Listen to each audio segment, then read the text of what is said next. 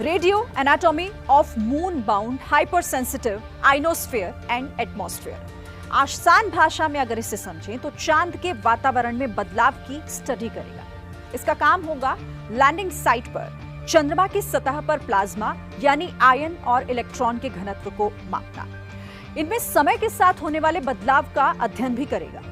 चंद्रमा पर पृथ्वी जैसा वातावरण नहीं है, लेकिन इसमें गैसें होती हैं जो आयनों में बदल जाती हैं और सतह के बहुत करीब होती हैं। ये दिन और रात के साथ बदलता रहता है और पेलोड इसकी स्टडी करके ये समझने में मदद करेगा कि समय के साथ चंद्रमा की सतह की गैस और प्लाज्मा में किस तरीके से पूरा वातावरण बदल जाता है।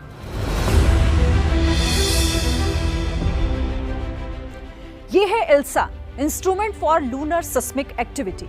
आसान भाषा में अगर इसे समझें तो चंद्रमा की सतह के नीचे होने वाली हलचल या कंपन को रिकॉर्ड करके ये पता लगाना है कि चांद की भीतरी सतह आखिर कैसी है।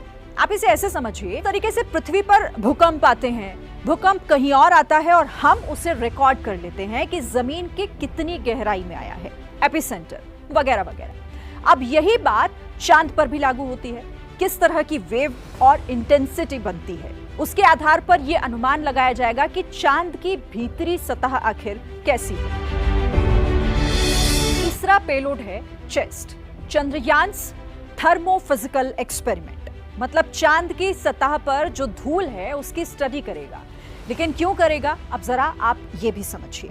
देखिए, दरअसल चांद की सतह पर उठ रहे धूल के ऊष्मीय गुण यानी थर्मल प्रॉपर्टीज क्या हो सकती है। अभी तक की रिसर्च से ये पता लगा है कि चंद्रमा की मिट्टी की थर्मल कंडक्टिविटी पृथ्वी के मुताबिक कम है। और अब जब यहाँ दिन से रात होती है तो सतह का तापमान घटने में कितना वक्त लगता है, इसके लिए 10 सेंटीमीटर गहराई में रॉड डाली जाएगी, यानी 4 इंच नीचे। अब 4 इंच मोटी तह में किस तरह टेम्परेचर वक्त के हिसाब से ड्रॉप होता है वो भी पता लगेगा। चंद्रमा की सतह पर कई तरह के पदार्थ हैं जो उसके भीतर हीट का बहाव पृथ्वी के मुकाबले कितनी तेजी या फिर धीमी गति से होता है, इसकी खोज चेस्ट करेगा। इसका काम चांद के साउथ पोल के करीब सतह की प्रॉपर्टी मापना है। चेस्ट पेलोड का मकसद लैंडिंग साइट पर 100 मिलीमीटर की गहराई तक थर्मल कंडक्टिविटी और चांद की सतह पर तापमान प्रोफाइल मापना है।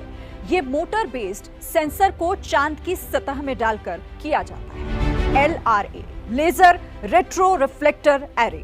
नासा का दिया ये पेलोड हमें चांद और पृथ्वी के बीच दूरी की सटीक जानकारी देगा। दरअसल अभी तक नासा लेजर बीम के जरिए धरती से चांद की वास्तविक दूरी का पता लगाता है। चूंकि हमें प्रकाश की गति पता है तो भेजी हुई लेजर बीम रिफ्लेक्ट होकर हमको किस समय हासिल हुई उस अवधि का पता इसके जरिए चलेगा।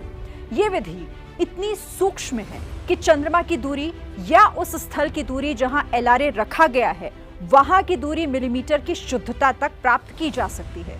इसी से पता लगा है कि चंद्रमा पर हर साल पृथ्वी से 3.8 सेंटीमीटर दूर होता जा रहा है।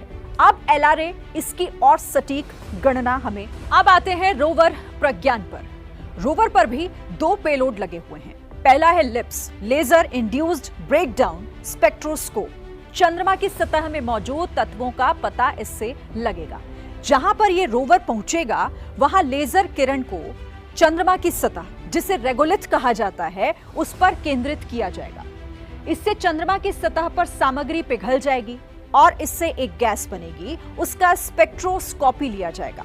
इससे पता चलेगा कि उस पदार्थ में किस तरह के तत्व मौजूद हैं। यह भी पता चलेगा कि पृथ्वी के मुकाबले इस मटेरियल की संरचना में कितना फर्क है और इन तत्वों में कोई दुर्लभ किस्म के तत्व शामिल हैं या नहीं। अल्फा पार्टिकल एक्सरे स्पेक्ट्रोमीटर चंद्रमा की मिट्टी की जांच करेगा। इसका भी काम लिप्स जैसा ही है। इसमें एक रेडियोधर्मी पदार्थ है, क्यूरियम 244। ये एक रेडियो एक्टिव पदार्थ है जिससे अल्फा कण और एक्सरे निकलती है। इसे टारगेट के ऊपर डाला जाता है जिससे उस टारगेट को अतिरिक्त ऊर्जा मिलती है और ये अल्फा कण और एक्सरेज वापस परावर्तित होकर स्पेक्ट्रोस्कोप में पहुंचती है। लेकिन इस बार इनकी एनर्जी थोड़ी अलग होती है। ऊर्जा कितनी घटी उसके आधार पर टारगेट के मटेरियल की संरचना और उसमें मौजूद तत्वों के बारे में सूचना मिलेगी। प्रपल्शन मॉड्यूल की इसका मकसद लैंडर को चांद के पास कक्षा में पहुंचाना था, लेकिन इसको खाली हाथ नहीं भेजा गया। इसमें भी एक इंस्ट्रूमेंट रखा गया है, शेप। ये एक स्पेक्ट्रोपोलरीमीटर है जो इंफ्रारेड तरंगों पर काम करेगा और ये पृथ्वी का एक ग्रह की तरह स्टडी करेगा। पृथ्वी की पोलरीमीटर की स्टडी हमें सौर मंडल की बाकी मटेरियल के साथ कंपेयर करने के लिए एक आधार प्रदान करेगा।